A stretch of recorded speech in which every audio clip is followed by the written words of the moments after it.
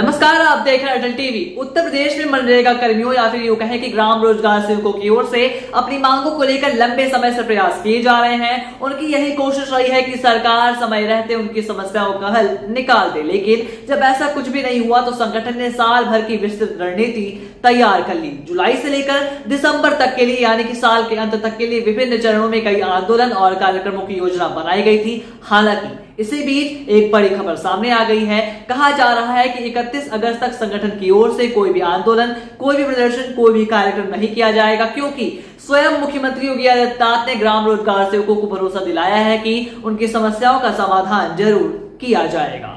मुख्यमंत्री के द्वारा दी गई इस आश्वासन को एक बड़े और सकारात्मक पहल के रूप में देखा जा रहा है, लेकिन अब बड़ा सवाल यह है कि क्या वाकई 31 अगस्त के बाद ग्राम रोजगार सेवकों की सभी समस्याओं का समाधान हो जाएगा। इस मुद्दे पर प्रदेश अध्यक्ष भूपेश सिंह ने अटल टीवी को विस्तार से जानकारी दी है।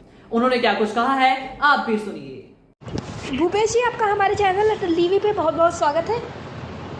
धन्यवाद अटल टीवी को, और आपको बहुत बहुत धन्यवाद। भूपेश जी, जैसा कि आपके द्वारा अवगत कराया गया था कि तमाम कार्यक्रम संगठन के द्वारा किए जाने थे, तो मैं जानना चाहूँगी इस वक्त पर क्या कुछ अपडेट्स हैं, क्या ये कार्यक्रम होने वाले या फिर कुछ बदलाव देखने को मिलेंगे? जो पूर्व निर्धारित ब्लॉक स्तर, जनपद स्तर, प्रदेश स्तर पे कार्यक्रम निर्धारित हुए थे जी जी, उनकी पूरी तैयारी हम लोगों के द्वारा की जा रही थी जी, और ये होना भी था।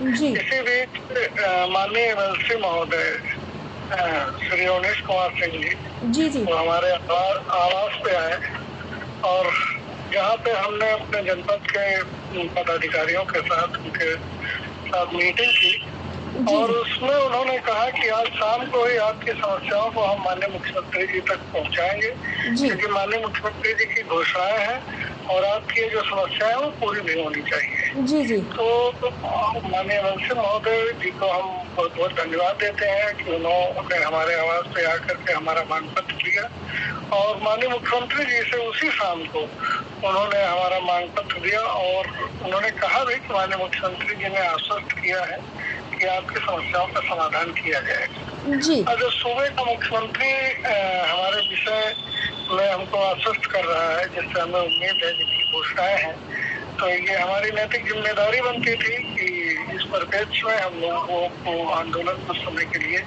स्थगित करना चाहिए। जी, इसलिए हम लोगों ने जो आंदोलन थे वो स्थगित किए हैं और आगे भविष्य में जो भी बैठक वगैरह 31 अगस्त जो निर्धारित है उसको बैठक करके आगे की रणनीति बनाएंगे। जी, यानी कि भूपेश जी अभी 31 तारीख तक आप लोग इंतजार करेंगे, उसके बाद कुछ नई शुरुआत अगस्त में ही देखने को मिलेगी।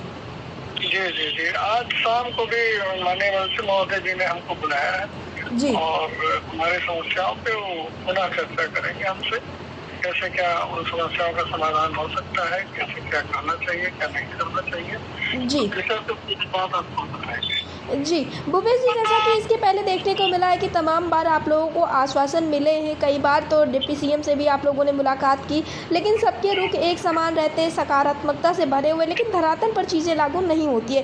तो इस बार आप लोग किस नज़रिए से देख रहे हैं इस आश्वासन को?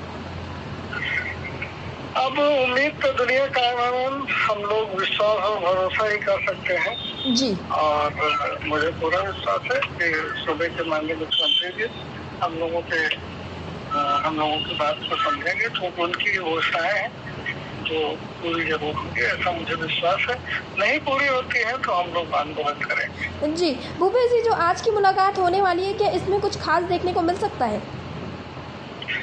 अब ये है कि संगठन का काम है प्रयास करना, संगठन अपना प्रयास कर रहा है, अधिकारियों से लेकर के माननीय विधायकगण, एमएलसी महोदयगण, मंत्रीगणों से उनसे अपनी बात पहुंचा रहा है हर स्तर पे और मुझे उम्मीद है कि समस्याओं का समाधान होगा।